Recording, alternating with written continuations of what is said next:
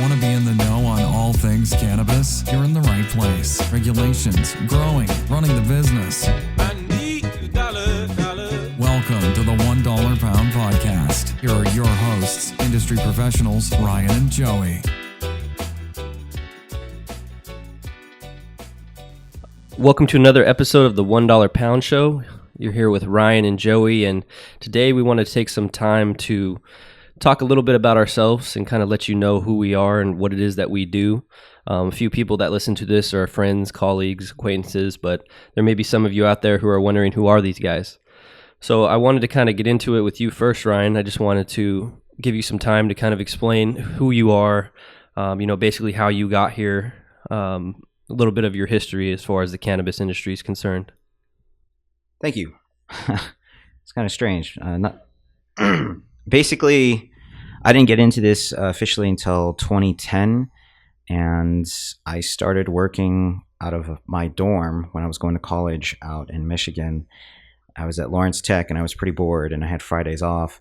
So I started looking into cannabis events that were going out there. There's a thing called the Ypsilanti Cup, and I ended up calling them up and asking them a bunch of questions, and they thought I was press, so they gave me 4 press passes.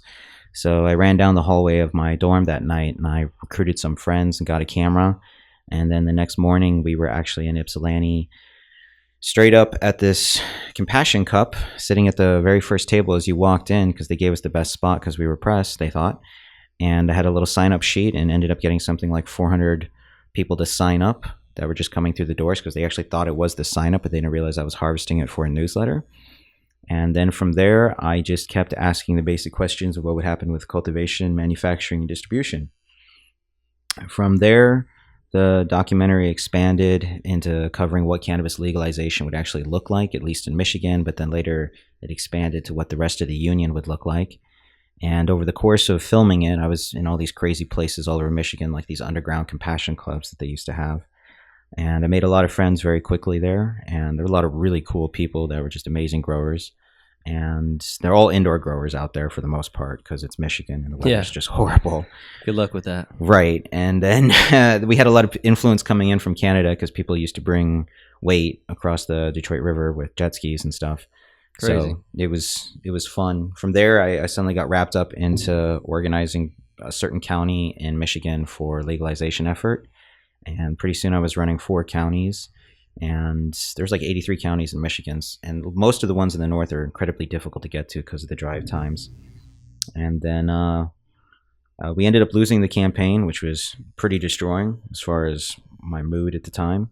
And I ended up coming back to California, pretty much done with the whole industry. So real quick, what year was that the campaign was lost? Pretty much 2010. Okay. Yeah. It was rough. But the course of how long it took to get into it was a long time, and it basically fell apart by 2012.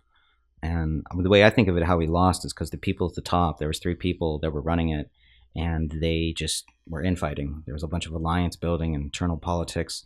So we never even got destroyed from outside influences trying to stop us. There was no real opposition that was needed simply because we defeated ourselves. And that's a common phenomenon. It's not just in the cannabis industry. That happens in a lot of political movements around the country. So I got a taste of that. And then, yeah. So then you came to California after that, disgruntled, pissed off. Yeah, I was over it. I just wanted to relax and get back into film. So I started doing that again because that's what I did before I left to go to school. And a woman named Darcy Thompson contacted me and wanted to use some of the pictures for a book they were putting together for Quick Trading. That's Ed Rosenthal's company. It was called Beyond Buds. So they wanted some footage from a dry ice hash extraction. And we shot that back there a long, long time ago. And I was like, yeah, sure, take it. And we ended up talking, and she wanted me to come up to Oakland to pick up some of the book copies because they had a bunch of them ready to go. And I was like, yeah, sure, I'll do that.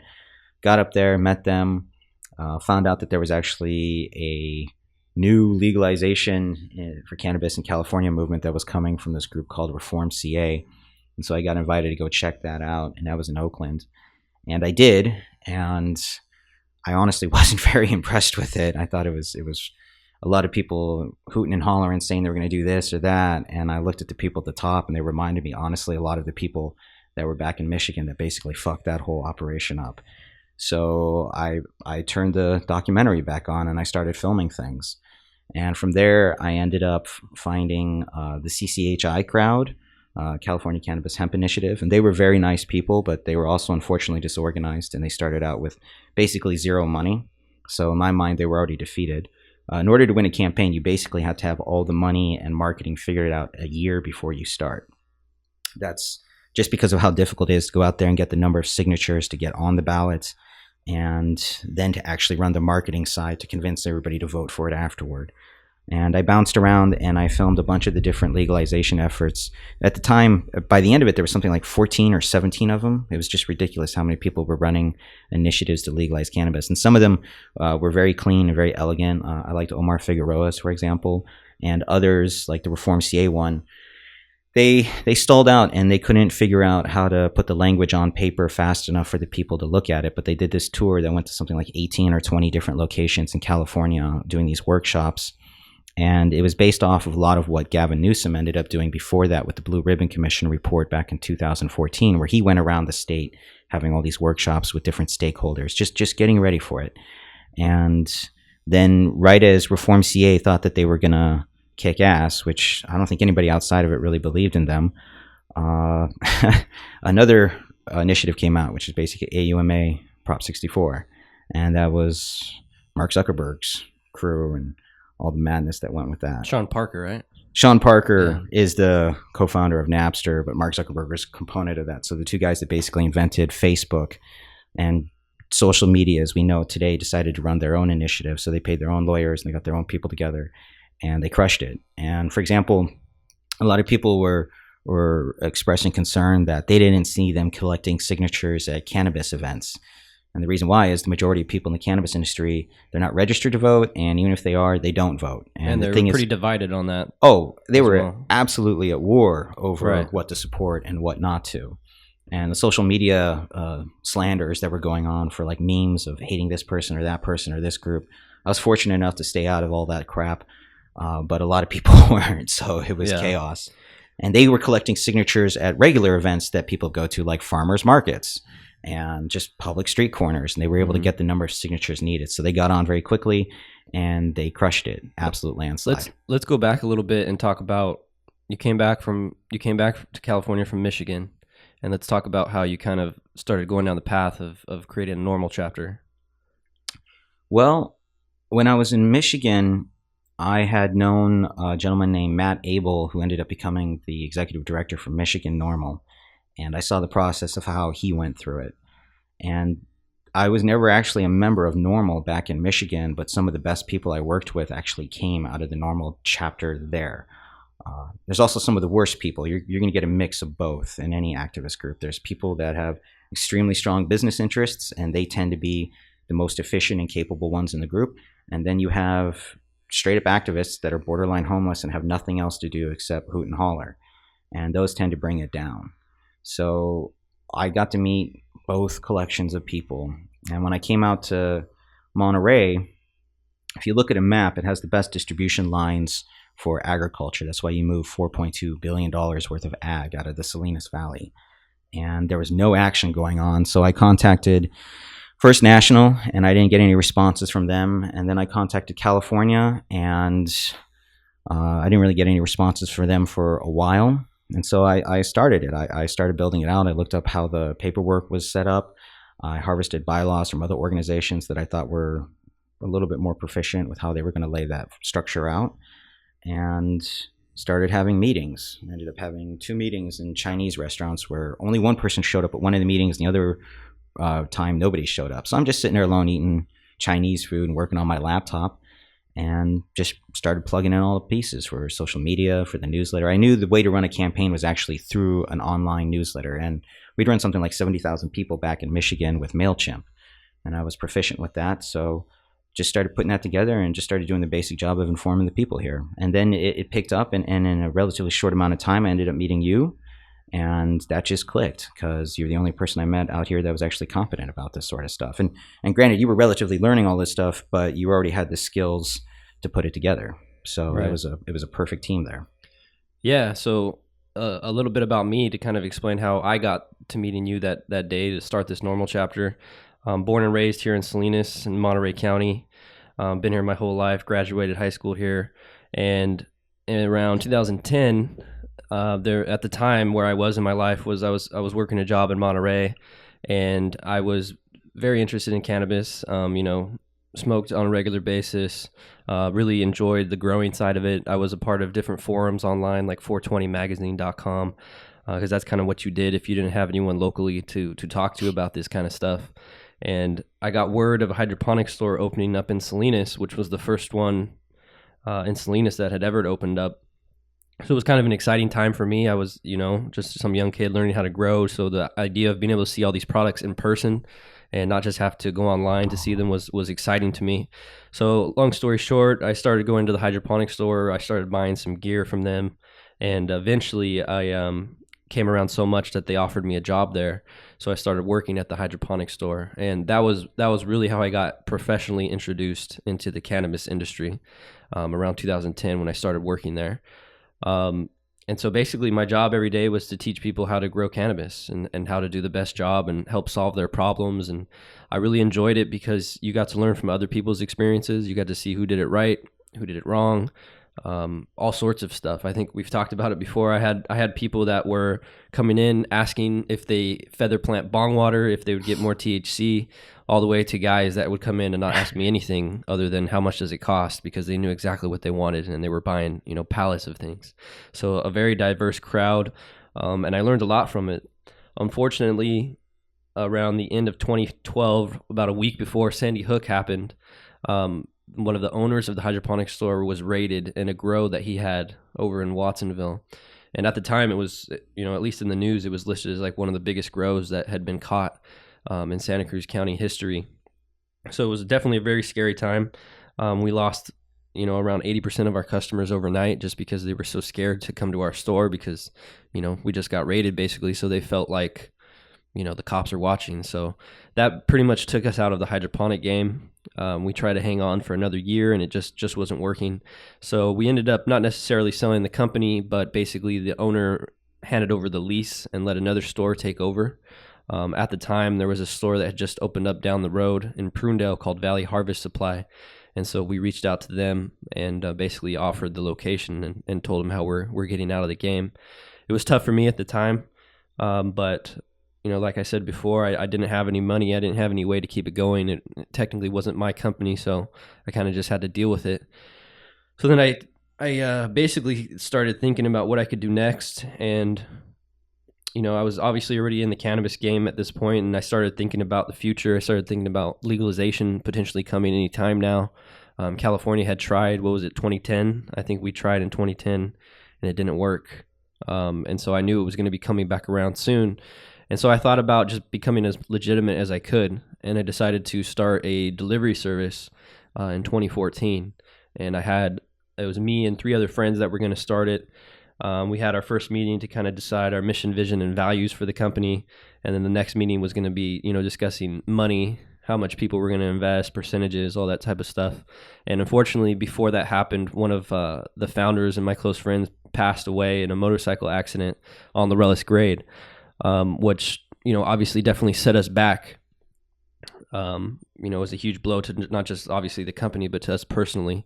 As we were all, at the time we were 25, 26 years old. He was 26 when he passed. So it was really shocking to us. Basically, kind of dealt with that, but then also knew I had to keep this company going, especially since that's what my friend would want. And so in September of 2014, he passed in April of 2014. In September, I finally got it started, and I and most people agree that once you're on Weed Maps, you're basically in business. So I was on Weed Maps, I think September 3rd of 2014, and I started going down that path for the first couple months. Pretty boring. You don't really get any calls. You're just kind of sitting there by the phone and don't get any responses. And slowly, after a couple months, it starts picking up. And then for a while there, I was running around like a madman, and I had, calls from Greenfield, calls from Marina, calls from all over this county. And for people that don't know, Monterey County is a very, very large county. It's at least 100 miles if you drive straight through it. So I had to learn very quickly about what kind of minimums to set in different areas, being that I was based out of Salinas. And so I started going down that route, and we did pretty well. And I learned a lot of lessons running that. I learned definitely that you have to have your own grow in order to really have the margins you need to survive, because at the time I was paying all my taxes. I was legitimately doing everything I could to be a real business, which was kind of sucked because I couldn't really make any money after, you save up your money every 3 months, and then you have this huge bill to the BOE that has to go out, and you're like, shit, you just kind of feel like a hamster stuck in the wheel. So then at this time, it's about 2015, I'm reminiscing about the hydroponic store, and I'm thinking about how great it was, because when you're running your delivery service, at least for me, you're kind of isolated from people. You're just so focused on the day-to-day operation. You're not really out meeting people. And so what I really liked about the hydroponic store was the networking opportunities and meeting people every day, all the time. And so I started to get the idea to start a normal chapter, one, because we never had anything like that in Monterey County, and two, because, I figured it would be a great way to meet people and start getting out there and bringing people together. And I reached out to California Normal and told them I wanted to start a chapter. I had no idea what I was doing. I just called them up, and they said, well, there's actually another guy named Ryan that wants to start a chapter in Monterey. So then I got your phone number, and we ended up meeting at a Chili's in Seaside one night. It was like 9 o'clock at night. I had just finished my last delivery for the day in Seaside. I just delivered something, and then met up with you, and the rest is kind of history. We started Monterey County Normal about spring of 2015. And it was really perfect timing. We didn't know it at the time, but it was absolutely perfect timing, because then in July of 2015, Monterey County started to be active as far as cannabis goes. They placed a moratorium for all cannabis operations, and that's kind of what I want to lead into next. It gives people a good idea of who we are, and the rest of the show, I just wanted to kind of let them know what happened in Monterey County and what is happening in Monterey County. So Ryan, why don't you kind of tell them what happened with that moratorium in July? Well, everybody that thought they were legal under the state, suddenly the county said stop growing. So a lot of people were operating under, I guess, Prop 215 for the most part. They thought that they were, I got my set number of plants. I'm cool here. And this county predominantly has always been outdoor grows, because, 30 years, people that have been living here, whether down in Big Sur or Carmel Valley, in their backyard, they just grow outside. And so when the ordinance came down, or the interim ordinance banning everything, people were freaking out for a bit. But what that really was to give the county a chance to actually start establishing what they thought was going to be the right way to do this. And you got to understand, if you're a huge grower, you don't want any competition. And if you're a small grower, you really don't want any competition. So the war began between large-scale commercial ag businesses getting into the game and small-time growers trying to figure out how to become large-scale commercial ag, but most people not having the resources to do that because they just could not grow that big. So the county did a couple of things later on where, for example, as far as outdoor grows, they decided to ban it. And the logic for it was, what if the children could see it? What if the children could smell it? What if somebody's dog ate weed byproduct and went on some kind of... Well, they were also concerned about, and again, I don't necessarily agree with it, but I remember them being concerned about security. For some reason, they felt like a structure was going to be more secure. So that's why you started having greenhouses that were lit up and like glowing spaceships landing out there in the fields. You could see it. And you have to understand, the commercial greenhouses, they wanted all of those filled up. So there was a ton of greenhouses that had become dilapidated because when NAFTA went through back in the 80s, it basically decimated the cut flower industry here. It all went down to like Colombia or something. So suddenly you had all these greenhouses that just started falling apart. And 3 decades later, cannabis gets plugged in and they're like, wait a minute, let's start growing on all of these greenhouses. Let's start putting it all in there. And that's when it took off. So the price of greenhouse land and ag zones just skyrocketed. I mean, you get these places for like the equivalent of like something like $15 or 15 cents a square foot to 30 cents to rent. And now you're looking at $2 to $3 in some cases. So it's astronomically high. And farmers that own these properties were just making bank, either selling it out or doing the land use deals where they just basically rented to tenants. And it was amazing to watch happen, but it was inevitable. When this stuff becomes legal, and it is pretty much at this point as far here, it opened up for basically commercial farming. And commercial farming is factory farming. And that scares a lot of people because a lot of people wanted to keep it very small, very mom and pop. but they simply can't produce the quantity that the large-scale commercial can. And for example, in an outdoor grow, you get 1 to 2 crops a year, depending on how you do it. For a greenhouse, you're getting 4 to 6, depending on how you're doing it. Yeah. And for example, where you grew up, do you find it just absolutely amazing to drive around knowing that these greenhouses you drove past all these years as a kid are now just completely rebuilt, state of the art, and are crushing it as far as the amount of weight coming out? Yeah, to be someone that's from here and see this change happen so quickly is insane. To be honest, I never even drove by those greenhouses because most people, unless you were in that business, you never had a reason to go out there. So I didn't even fully understand how many greenhouses were really even here. There's roads and stuff I didn't even know existed here until all this came around. But I want to take it back a little bit. So what happened was in July of 2015, like you said, they had an interim ordinance, also known as a moratorium. For people that don't know, that's like what Ryan said, basically, where they try to figure out what they want to do. Do they want to regulate? Do they want to ban it? If they want to regulate, how? All those things get worked out. And I want to walk through this a little bit for folks that in their area, they might be going through this and might help them have a little better understanding. It basically took about 2 years, a little less than 2 years, for all of this to come about, from the point of them talking about regulating or banning to actually being able to apply for a permit.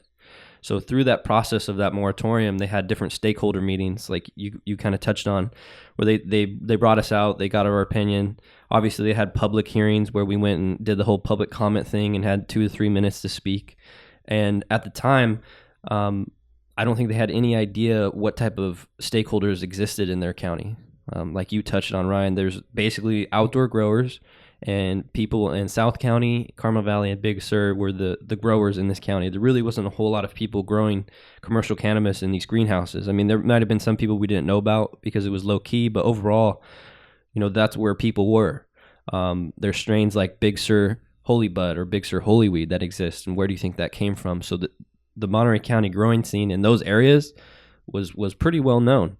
And the fact that the ordinance got put together in a way that kind of eliminates what they do or what they'd like to do is kind of sad, but I kind of understand both sides. It's still being worked out.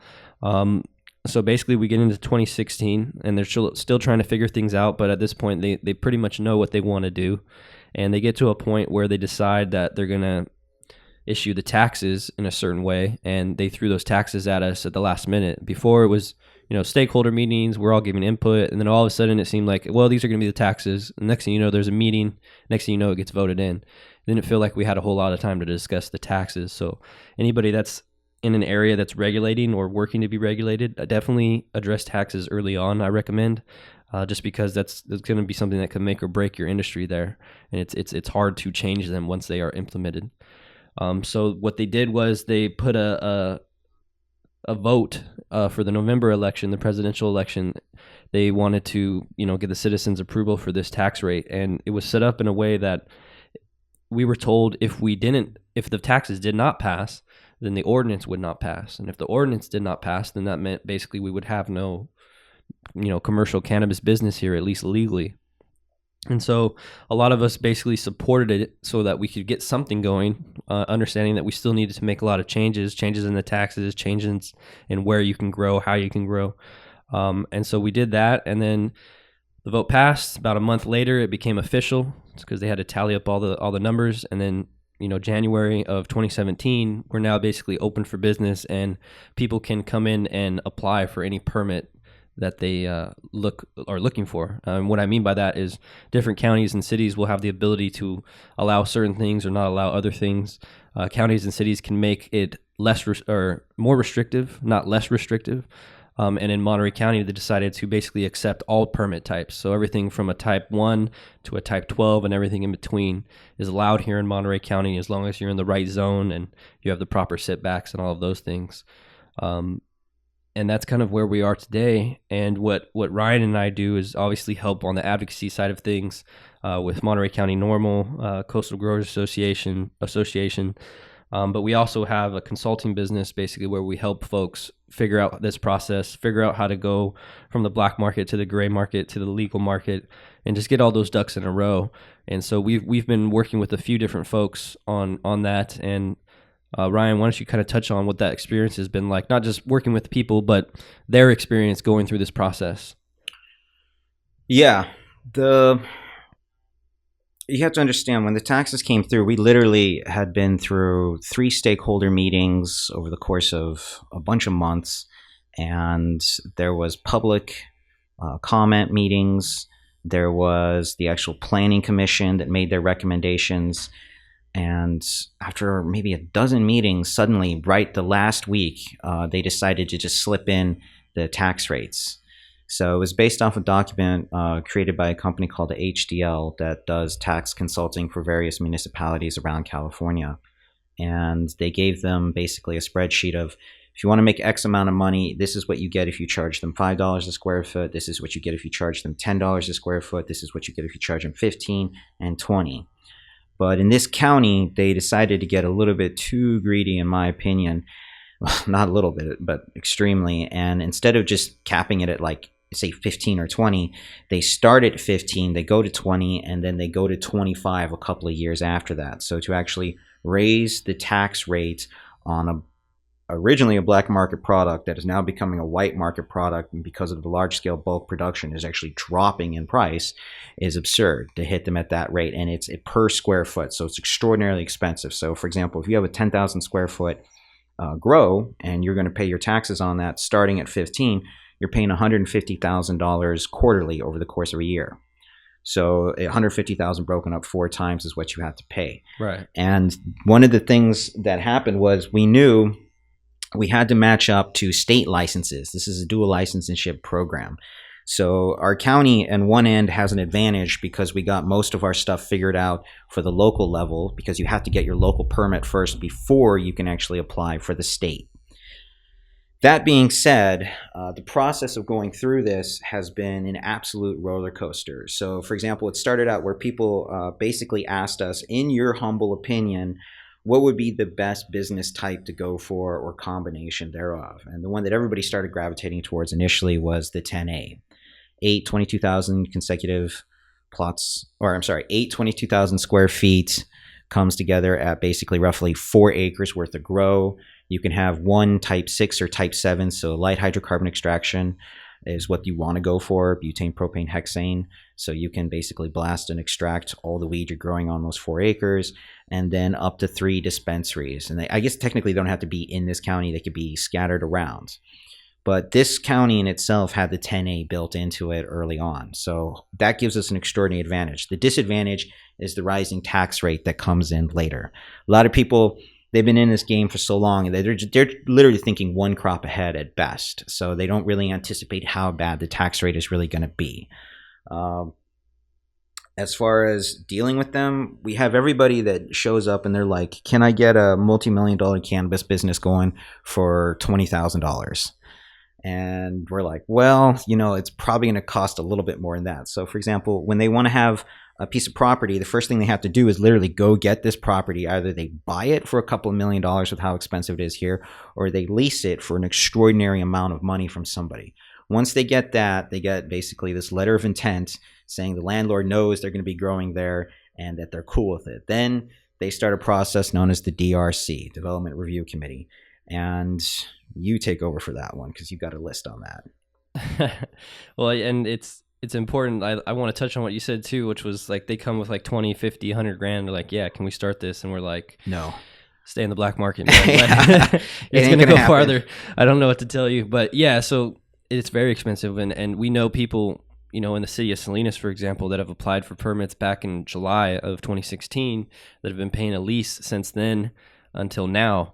In just the hopes that they're going to get the permit. So when you're thinking about if you want to get in this, how much is it going to cost? These are definitely things you have to keep in mind. Just to sit on the property. Once your landlord finds out that you're doing cannabis, you're probably going to be paying, if not the original rate they listed, but even more. Right. So let's say you were going to hold on to a square footage space that's like 5,000 square feet. And let's say they were going to charge you originally like $1 for it. So you'd be paying $5,000 a month in rent. If you have to hold on to that anywhere from 10 to 18 months, just do the math. I mean, if it's $5,000 and you get it on the low end for 10 months, you're looking at $50,000. You just have to have sitting there for an empty box that you're not doing anything in, just waiting to find out if your permit's been approved. Right. And that process, if I was a government employee, I probably wouldn't be going very fast for the cannabis industry either, because I'm not getting paid that much. And you see these people coming in and they're making so much money that, they're government employees. They're just working at the rate that they're going to work. So nothing happens quickly and it takes forever. And there's a lot of infighting and turnover rates as far as departments for how this works. It's an absolutely absurd process. Well, and I definitely want to mention that it's very easy for these businesses to appear that they're making a lot of money, and in some cases they might be. But when you get into a legitimate business, it's not as simple as the black market. It's not just like, okay, I grew this weed and now I'm selling it, or I got this for $2,000, so I'm going to sell it for $22. It's much more complicated than that. You have so much that you have to pay. When you actually look at your profit and loss statement, there's a lot of stuff between the gross revenue and the bottom line in a real business. In the black market, there's basically nothing. So you have to pay your taxes. You have to pay the lease that we're talking about. And sometimes you have to pay that lease for up to a year before you're even going to be able to generate any revenue.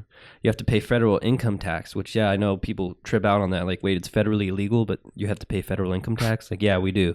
And there's actually something called 280E in the IRS code that it makes it very difficult for us to have our business expenses written off. Essentially, from the way I understand it, we can only write off our cost of goods sold. And so for people like dispensaries, that can be pretty difficult sometimes because you're the one dealing with the direct sale of the product. And once you get to that point is really what 280E is trying to hamper, because I guess back in the day, there was drug dealers that were basically writing off their drug deal sales. And so the IRS was like, well, this is bullshit. We can't allow that. And so now fast forward to today, cannabis is kind of in that same bracket, even though it shouldn't be. You have to pay for your employees. You have to pay for their payroll taxes, which is extremely expensive. You can have employees that are getting paid X amount and you're paying, another $1,000 or $2,000 on top of that when you're actually paying all your stuff.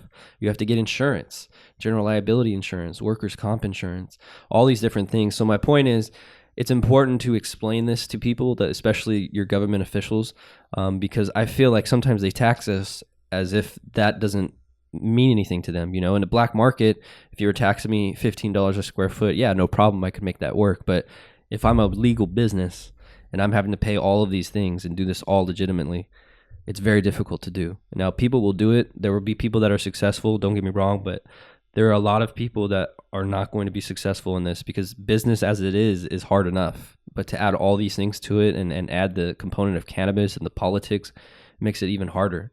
So going back into the DRC question, so the way it works here in Monterey County is, like Ryan said, you lock down your property. You get that, locked in with a letter of intent or an actual lease or just some sort of way that this landowner's good to rock with you. And then you go to the DRC, which is the Development Review Committee. And the Development Review Committee is essentially a meeting with anywhere from six to as many as 10 different departments in the county. So you have the building department is there, the fire marshal, ag commissioner, planning department, etc. You have all these different representatives, and that you get them in one room. So it's meant to save you time. You ask as many questions as you want. You walk in the room, they'll have a big screen there that has basically a Google image map of the property, and you'll have submitted, a little bit of a questionnaire and some photos of the property, and if you have it, you'll submit a site plan and stuff like that. So giving them an idea of what it is you plan on doing, what kind of cannabis business you're going to have, how large is it going to be, all these types of things, and you explain to them what you want to do, and it's meant to be an experience where you can get almost all of your questions answered in one shot, because if you didn't have this meeting, it'd be very difficult to get a hold of all these people individually and get all these questions answered. So it's meant to be a very helpful meeting, and it's basically like a meeting before your application to get prepared for that. And so after you do that, they'll send you some notes. Usually takes anywhere from, if you're lucky, it'll be 2 weeks, but most likely it's going to be more like 4 to 6 weeks after the meeting. You'll get notes from each department explaining what they told you in the meeting, explaining what it is that you need to do. And then you basically start putting together your use permit application based on those notes. And that could be another 6 to 8 months potentially that you're waiting after you do all of that. So this is why it's very important to make sure that if you get a lease or you get an agreement, what we recommend to people, if you can work it, is to have contingencies in that lease. Something like I pay X amount while I'm going through the permitting process, and then I'll pay X amount when I get the permit. So give me a better deal in the beginning because you understand that this is expensive and I can't do anything here in your building, but I'm serious. So let me show you I'm serious. And then I'll pay a higher rate when I do get my permit and I can start generating revenue. If you're lucky, you might actually have a landowner that is understanding and might not charge you anything, or maybe you team up with a landowner and they become a part of your business. And also, we'd like to point out one thing, just on the contingent that you don't get your permit approved, make sure to build into your agreement with your actual landlord that you can get out of that lease if, for example, you don't get approved. So you're not stuck into some 3 or 5 year lease on some property. Yeah, I mean, you don't want to sign a 5-year lease and then not get the permit and be like, oh, I guess we're growing lettuce. I'll figure this out as we go. So you go through that DRC process, then you go to the use permit process. And the use permit process is essentially an application and a permit that entitles the land for cannabis operations. So once you have that, you can now apply for a business permit. And the business permit is essentially for the operator. Like I said before, in some cases you may team up with the landowner. So maybe the landowner is the obviously the owner of the land and also the operator. But in a lot of cases, you'll have the land use permit that the landowner is responsible for, and then the business permit that the operator is responsible for. And so the operator has to get that business permit. It's a very similar process to the use permit. You don't go through a DRC for that, but you do turn in a lot of the same documentation as far as how your operation is going to work. They're really concerned about environmental things, which is a big deal for a lot of people, and they're concerned with fire safety. And the reason I say it's a big deal for a lot of people is because traditionally, these guys are coming from a black market industry that's not very heavily regulated, so they're not really thinking about a lot of the things that these different departments are. So, for example, the fire department is going to be concerned with things like fire road access. Can this fire truck reach this point of the property if there was a fire? Is the fence set back 30 feet so that if there was an emergency and a fire truck showed up, the fire truck had enough room to come onto the property without sticking out into the road? All these little details are what you're going to learn from your DRC meeting and what you'll learn just going through this permitting process. You don't really deal with the sheriff too much, at least from what I've seen. They haven't been too involved. So you really are going from the black market industry being worried about law enforcement to the legal industry being worried about code enforcement. Now you're more worried about the fire marshal, or you're more worried about environmental. And on the environmental side of things, they're worried about what's going on with the water. How much water are you using? Where is the water coming from?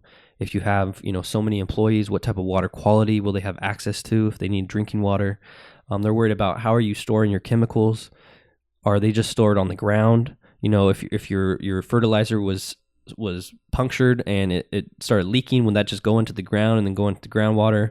So all these little details are what you have to be aware of, and they become pretty much the same no matter what you're doing. Once you do it enough times, like Ryan and I have, once you go through these meetings enough times, you pretty much memorize it. But things like your fertilizer will need to be on a concrete slab or have some sort of separation that are going to have some sort of a curb around them or a lip. So if there was a leak, number one, it doesn't go on the ground because the concrete's there. And number two, it can't spread off of the concrete because there's some sort of a lip or a curb to prevent it from moving anywhere further.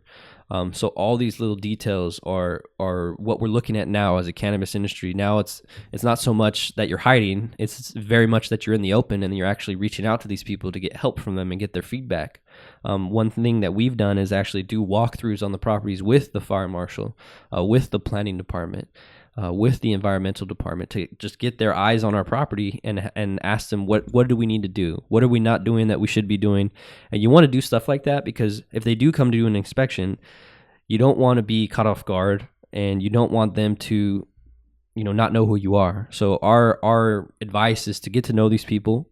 It is all about relationships and they'll help you do the right thing because they don't want to have to come out and give you a code violation. They would prefer that you do things right so that they don't really have to do much. And just about everyone that we worked with on this so far has been extraordinarily nice. Like the fire people are just awesome. Like they come in, they give you just everything you need to know. Very courteous. Just wonderful in that regard. Yeah, here in Monterey County, it's been great. I've had some people we work with that, we do the walkthrough and they're nervous because, like I said, you're going from nobody knows what I'm doing to now everybody knows what I'm doing. And not only that, but I'm inviting them to my grow. And these are like government officials I'm inviting. So it's kind of weird. It's like, this is some weird shit. I'm not used to this. So they were nervous, but after the walkthrough, these people I work with, for example, they were happy, they were excited. They're like, wow, that wasn't so bad. She was actually a really nice lady. And I'm like, yeah, they're in that regard, they're really nice. And some areas don't have that, unfortunately. Either the sheriff isn't really for it, or maybe there's people in the department that aren't for it. So they kind of do their job, but they're rude to you, or they don't agree with what you're doing. So for here in Monterey County, it's definitely an advantage for us to have. And going back to seeing this change, being someone who's a local here that's been here my whole life, it's really mind-boggling to see this happen so fast. Traditionally, Monterey County was come on vacation, leave on probation. It's beautiful. You go to Pebble Beach, you go to the Food and Wine Festival, you go to Laguna Seca, there's all these different events that take place. And a lot of wealthy people come here. And so for a long time, it was looked at as a very conservative county. And I guess it still is, but conservative not just with, economics and stuff like that, but also with tradition and, drugs and things like that. So you didn't want to get caught in Monterey County with weed. You didn't want to get a weed charge in Monterey County because the idea, or what people thought, was that, the cops are dicks and they don't mess around here. And so to see that, what I'm used to, change into what it is today, where there's people growing, acres of weed in this county is pretty phenomenal to me. Real quick, just I think about it like this. Just about a year ago, 12 to 18 months ago, if you had a 5 to 10,000 square foot grow, you were considered a big dog. You were like a big grower. You just fast forward a year later to today, if you don't have like at least half an acre to an acre going, you're behind. And you're not in the big leagues anymore. And it's just that fast is how quick this all changed. Literally 1 year, and next thing you know, it's huge. So I can't imagine how fast things are going to change whenever the day comes that the feds open this up. It's going to be so quick. And I just kind of try to take it all in, because it's so easy to take it for granted, and to just, next thing you know, you're just walking through fields of weed like it's no big deal. Well, speaking of this, on this one specific thing, the weed that's already growing here in a lot of these greenhouses, it's not technically even permitted yet, but people have done 1 to 2 crops already. And the compromise that this county basically had was, if you're growing weed right now, but you already submitted for the DRC process, even though you're technically not approved or denied yet, as long as you pay your taxes, you'll stay in their good graces over the course of that time. So explain how that works in the memo itself. Yeah, so the county came out with a memo at the end of February. Basically what Ryan just said, if you were somebody who applied for the DRC meeting before the end of March, you were going to be able to continue to grow. And you were going to be able to continue to grow at least until August, because I believe it was August of 2016 when the ordinance was approved, and then they had the contingency on the ordinance as far as the tax vote. So you have until August to get into compliance. And they said that if you went through the DRC process and they can see that you are actively working towards getting permitted, they may give you an extension in August. Let's say you don't have your use permit or business permit by August, which pretty much nobody's going to, in my opinion. They will give you an extension to continue your operation. And again, it's just all contingent on them seeing that you are making significant attempts at compliance. You can't just be someone who's rogue out there who hasn't applied for the DRC and expect that, you're going to pay your taxes, it's going to be all good. Now, don't get me wrong, there's people that are trying that, I'm sure. But if you're trying to do everything above board, these are the things you're supposed to be doing. So we work with some folks that have already applied for their use permit. They've gone through the DRC process, all of those things. And then we also know folks that are on the other side of things that are kind of just going to go for it. And unfortunately, a lot of those people are the ones we talked about in the beginning, which are the people from Big Sur, the people from Carmel Valley, the people down in South County. They've been doing this for decades. This is the way they make a living. So they're in a tough spot where they're like, well, I can't really stop because, for example, maybe they just purchased property down in South County and it wasn't in the right zone because maybe they didn't have the right information, or there was a mistake made, and they just bought 200, 300 acres of property for cannabis cultivation, and now they're told they can't do it. So it's going to be tricky. It's going to be interesting to see how that all plays out. Hopefully the county just gets together and gives everybody a path to compliance and, changes some of these rules on the zoning and stuff. But as of right now, if you're not basically over off of Alisal Road or Spence, Potter, Hartnell, all that type of area, you're probably violating the ordinance, which could potentially be a problem in the future. Yeah, we bumped into a lot of people lately that unfortunately bought property in places in the wrong zones. And now they come to us and they ask us, is there a way we can actually fix this? Can we do something? And they'll ask for, like, can we rezone? And we're like, no, you can't. I mean, you can, but it just takes forever. By the time you get rezoned and the cost and the time it goes through with it, it's not going to be worth it. And here's a question, and don't take our word on this, just some hypothetical guessing of what the future is going to look like. When the greenhouses that are currently there and their existing foundation, like some people just got greenhouse foundations on their property from maps or records that there hasn't been anything there for like 2 decades, but it originally existed there, so they're able to build greenhouses on it.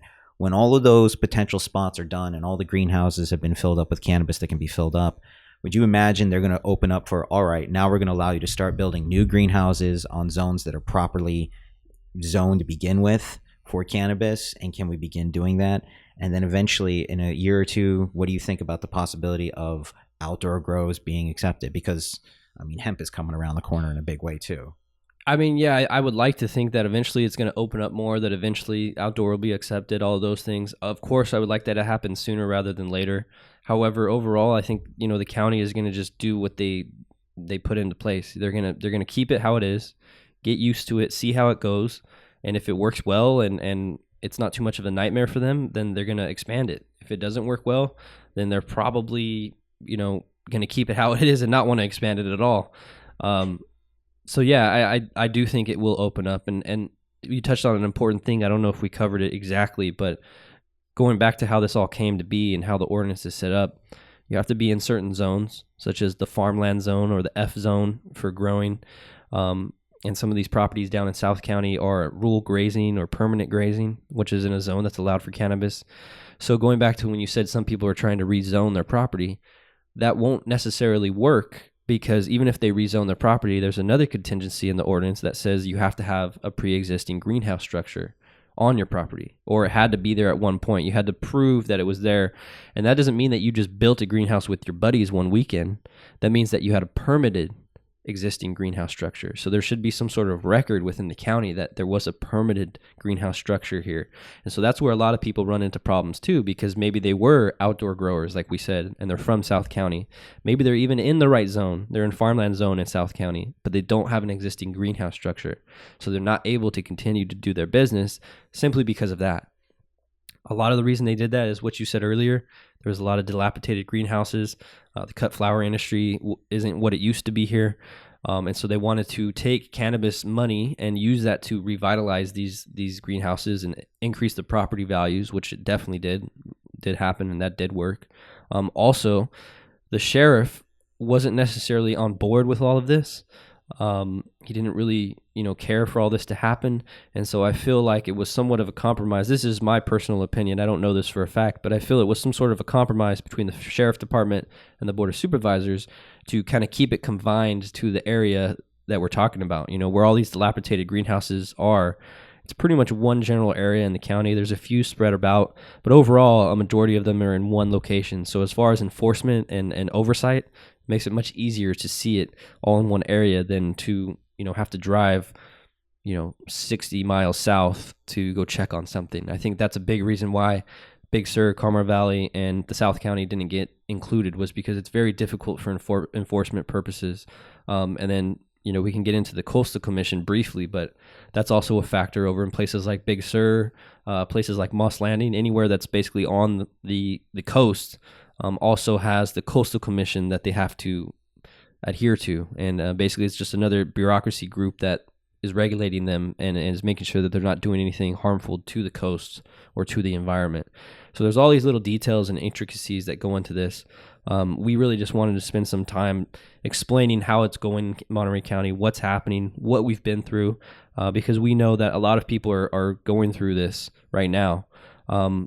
Another thing that we do is we do our best to help set up different normal chapters throughout the state. And by that, I mean, we'll help them with their website, we'll help them with their organization, the actual organizing of documents and organizing positions, just assisting them in getting things going. And what we've done is set that up in different areas, or at least help set it up, I should say. We don't do everything. There's definitely people behind all of this, but So we have areas like San Luis Obispo that we've assisted, areas like Santa Clara that we've assisted, and Calaveras. And so through doing that, we were learning a lot about other areas, and we're comparing what they're going through to what we went through. And one example is the taxes. Ryan, you recently went up to Calaveras, I don't know, maybe 4 or 6 weeks ago, and tell us what the taxes were like up there or what they're proposing. The tax rate up there is basically for example, allow outdoor grows up to a half acre. And their tax rate is $2 a square foot for outdoor.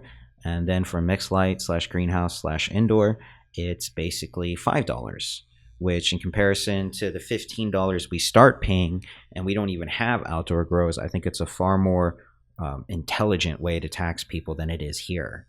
An example, other counties like SLO, they're trying to figure out their tax rate coming up, and they might be doing it off of gross receipts, which is extremely intelligent to do it because you're allowed to scale up. So they're talking incredibly low rates for that. So you're basically going to see other counties like SLO, which is about 2 years behind Monterey, learn from Monterey County's mistakes and learn from the things that other counties have done correctly and probably improve upon it.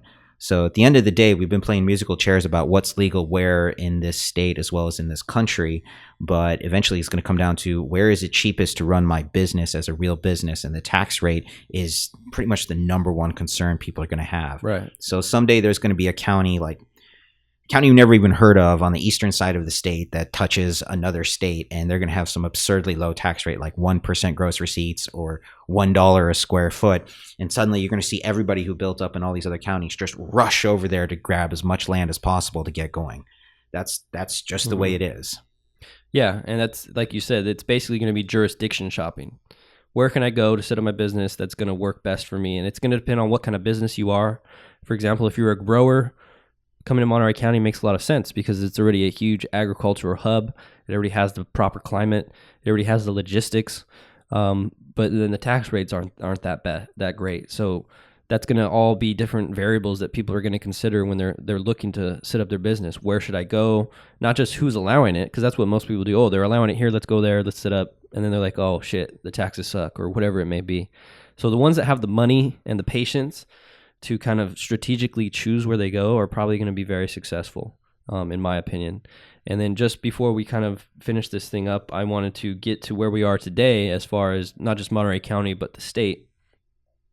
So it was, basically the beginning of this month, I think, April 28th, May 1st, the state released the long-awaited draft regulations.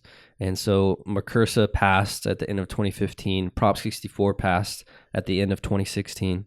And so now what we had basically is like the framework for regulations, and now the different departments at the state level have released draft regulations, which are much more specific and give us a much more exact idea of what they're looking for, what they're wanting. And so they released the draft regulations at the beginning of this month, and that opens it up for a 45-day public comment period so that anybody that's a stakeholder and anybody that cares to participate is able to give feedback on these regulations and, say I don't like this or I do like that, or why didn't you think about this?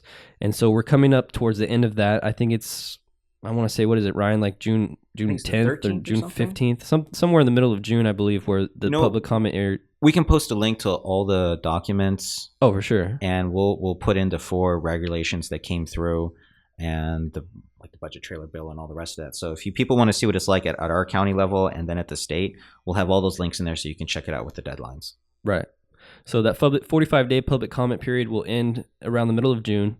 Also, what the state is doing basically now is they're having different in-person stakeholder meetings throughout the state so that you can not only provide public comment period by mail or email, etc., but you can go in person and speak to them and let them know what your opinion is. We also will post those dates and those locations for you. They're posted on the different normal chapters we help on Facebook, but we'll put that in one location for you to make it easy if you're interested in that. And so basically that's what we're going through now at the state level. We're figuring out what these specific regulations are going to be. For example, we're looking at testing lab regulations and what residual pesticides are going to be allowed on cannabis. If you're making concentrates, what amount of residual solvents will be allowed to exist, how much parts per million, etc. So all these type of details, how long is a dispensary allowed to be open for? all these different details are being figured out. They're all in the draft regulations right now, which you can go read. And we'll probably, that's kind of what we talk about in these episodes when we talk to different folks. We talk about these regulations, and we talk about what their opinion is on them and what they think should change or what they think is right. And that's really what we want to do, is just kind of talk about these regulations. Yeah. It's incredibly exciting in a very nerdy, boring way for us. So, for example, once we actually get all of the input for the comments on these documents, when we go talk to the actual representatives, for example, coming up on June 5th, there's going to be the ASA Cal Normal Citizen Lobby Day in Sacramento. And it's June 5th from 9 a.m. to 9 p.m. You can get your tickets online at californiacitizenlobbyday.org. And that's basically a way you can log in and find out who your representatives are. And then you go up to the state capitol and you can present your concerns and your ideas to them. So it's an excellent way to actually engage your representatives. And this you can also do at the local level with your own people, but you honestly have to build relationships with, be it your board of supervisor or your city council members, wherever you are and whatever interests you have. Right. So yeah, that's the biggest thing that we tell people is you have to start getting involved. You have to go to these fundraisers. You have to start meeting these people, because again, it goes back to what I said, which is, cannabis people are generally isolated. They're not usually really for out good there. reasons, And historically. yeah, it makes sense. I mean, I'm not saying it's a bad thing, but now the game has changed, and you have to go meet these people, and you have to represent your ideas and your thoughts. Otherwise, it's only going to be, whoever goes to them, which maybe sometimes it's the special interest groups or it's the large businesses that we're talking about. So for the little guy to be represented, we have to get out there more and be in front of them. Otherwise, it's just going to be bad for everybody, and you're not going to have anything happen that you want. You can't sit back and just wait. You have to act on it, and you have to do something about it. And so that's what we've done in Monterey County, and there's still much work to do, but we're getting rather there. Successful here, though. Overall, I'm pretty happy with how everything's gone in Monterey County, and it's going to be interesting, man. I really think that this county is going to, and I'm not just saying it because I'm from here, but I really think this county is going to be one of the most powerful counties in the state, and eventually, potentially, the country, just because of what we have here. It's going to be a pretty wild ride. And with all the weed we make and all the blasting that's actually allowed and the number of dispensaries that are turning on in the county as well as in the cities in this county, it's amazing. It's absolutely amazing. Kind of feels like Mecca in a weird way already. Yeah. And so just last thing, if you guys are interested in anything we're talking about, most of this stuff can be found on the Monterey County Normal website, which is montereycountynormal.org. Normal is spelled NORML. Stands for the National Organization for the Reform of Marijuana Laws. So montereycountynormal.org. You can find basically everything we're talking about there. And feel free to reach out to us at info@montereycountynormal.org as well. And Ryan, is there anything else you have to say before we wrap this up? If you want to get the most up-to-date info on what's going on here, sign up for the Monterey County Normal newsletter.